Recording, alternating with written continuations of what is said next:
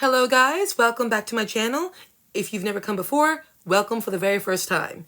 I'm the Philadelphia Whovian, and right now I'm on part 3 of George Washington's very words warning the American people all the way back from 1796 about people like Donald Trump and any of his supporters. Those who have not seen my first 2 videos, I'm going to address you. What am I talking about? I'm talking about a document that oftentimes gets overlooked. First and foremost, why I was inspired to do this video, if you've not seen the first 2 videos, why am I doing this video? Is because in the Republican RNC, and even the speeches later on, people talk about patriotism and all the speeches about the Revolution, George Washington, all the Constitution, all these things about, yes, we're supporting the American people, while also forgetting every single thing those movements were supposed to be about.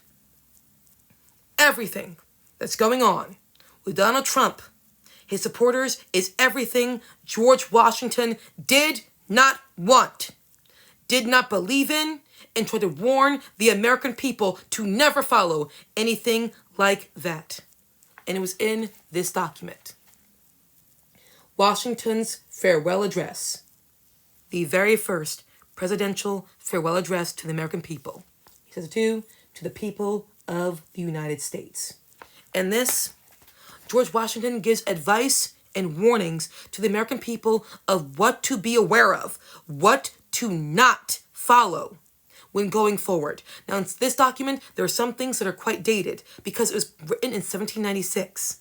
But there are other things that are timeless, that he was right to warn the American people of not falling victim to and not being duped by. And yes, Washington was not perfect. He was a product of his times. I'll mention that in the last video of this segment.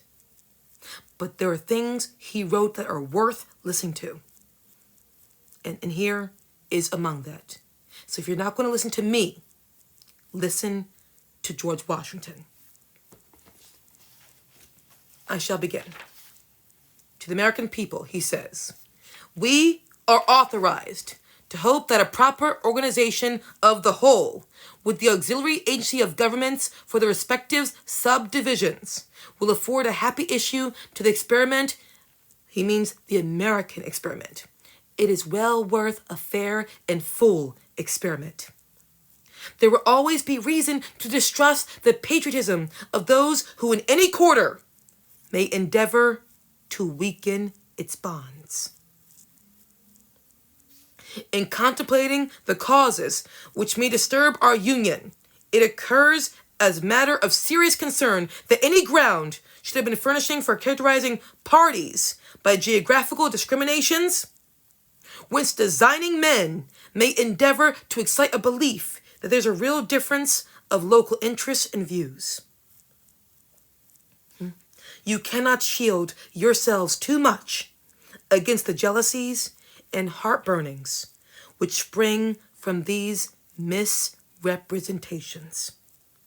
They tend to render alien to each other those who ought to be bound together by fraternal affection.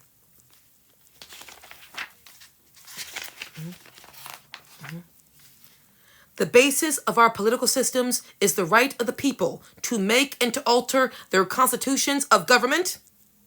They can.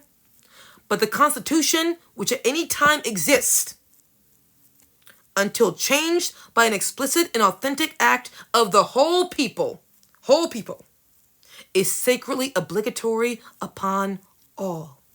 The very idea of the power and the right of the people to establish government presupposes the duty of every individual to obey the established government.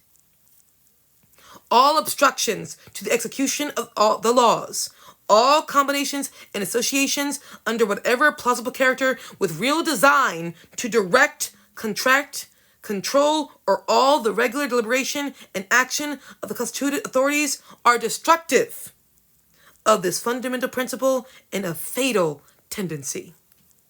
They serve to organize faction, to give it an artificial and extraordinary force, to put in the place of the delegated will of the nation, the will of a party, often a small but artful and enterprising minority of the community, and according to the alternate triumphs of the different parties, to make the public administration the mirror of the ill-concerted and incongruous projects of faction, rather than the organ of consistent and wholesome plans digested by common councils and modified by mutual interest. However, combinations or associations of the above description may now and then answer popular ends, they are likely, in the course of time and things, to become potent engines by which cunning, ambitious, and unprincipled men will be enabled to subvert the power of the people and to usurp for themselves the reins of government, destroying afterwards the very engines which have lifted them to unjust dominion.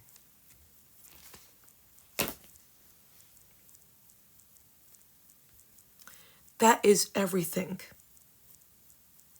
that Trump has done, is what Washington warned the American people against.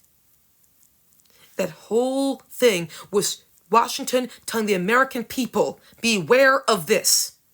Do not let the our parties, split us up so much that we ignore the will of the people. We ignore the interests of the people, the mutual interests of the American people. And let one party become destructive to the whole. And using faction to turn us against each other.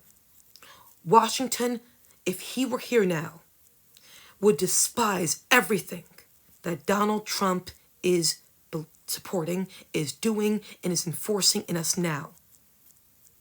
Everything that Washington did not want his country to fall prey to is happening now. And that concludes this section of the series. I'll see you soon again for part 4. Bye, guys. Thanks for listening.